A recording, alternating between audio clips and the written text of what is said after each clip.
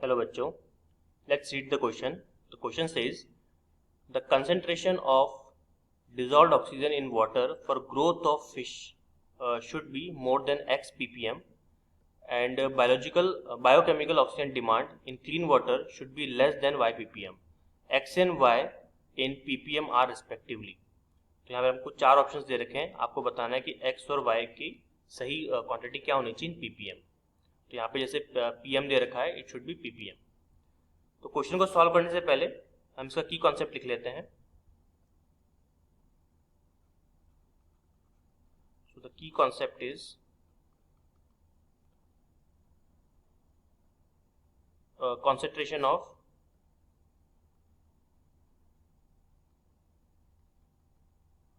concentration of oxygen in water. अब इस question में अगर हम ध्यान से देखें तो यहाँ पर एक चीज यहाँ पे मेंशन की जा रही है, that is growth of fishes. तो वाटर का जो हम यूज करेंगे, मतलब ऑक्सीजन का जो हम यूज करेंगे ना, डिसॉल्व ऑक्सीजन का, यहाँ पे अगर मैं डिसॉल्व ऑक्सीजन की बात करूं, डिसॉल्व अगर मैं O2 की बात करूं, तो डिसॉल्व ऑक्सीजन यहाँ पे दो चीजों में काम आ रही है. सबसे पहला है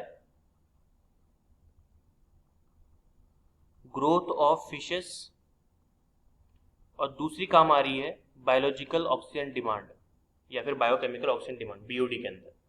अब यहाँ पे एक चीज फैक्चुअल जो डेटा आपको याद होना चाहिए कि अगर किसी एक्वेटिक स्पीशीज को ग्रो करना है, अगर आप चाहते हो कि फिशेस वगैरह या फिर जो मरीन एनिमल्स हैं वो ग्रो करे वाटर के अंदर, तो उसके लिए जो डिसॉल्व ऑक्सीजन होनी चाहिए पानी के अंदर, it should be more than 5 ppm.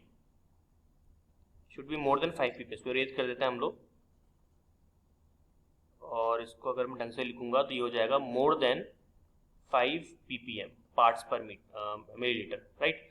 और अगर हम बीओडी की बात करें, बायोकेमिकल ऑक्सीजन डिमांड, जैसे बायोकेमिकल ऑक्सीजन डिमांड क्या होता है कि ऑर्गेनिक मैटर को, जो इतने भी हमारे एरोबिक जो भी माइक्रो ऑर्गेनिजम्स हैं, एरोबिक माइक्रो ऑर्गेनिजम्स, उनको ऑर्गेनिक मैटर को डिकम्पोज करने के लिए कितनी ऑक्सीजन चाहिए होती है, that is called BOD, right.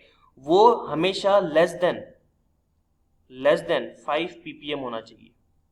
ठीक है, तो ग्रोथ ऑफ फिश के लिए होना चाहिए आपका मोर देन 5 ppm और बीओडी के लिए होना चाहिए आपका लेस देन 5 ppm.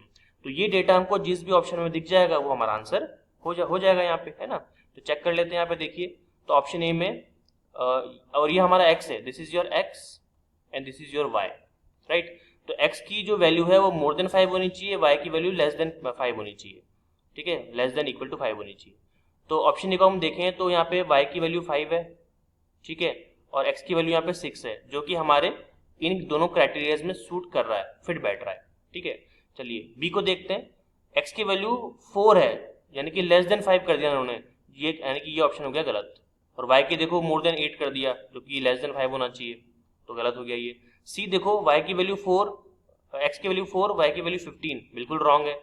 डी को देखो आप, x की वैल्यू 6, ये तो सही है, मोर देन 5 होनी चाहिए ग्रोथ ऑफ फिश के लिए, लेकिन y की वैल्यू 12 कर दी, जबकि होना चाहिए था लेस देन 5. तो ये भी ऑप्शन आपका रॉन्ग हो गया.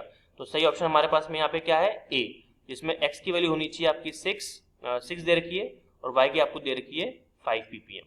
So correct answer, the final answer should be option A. Hope you understood it well. All the very best.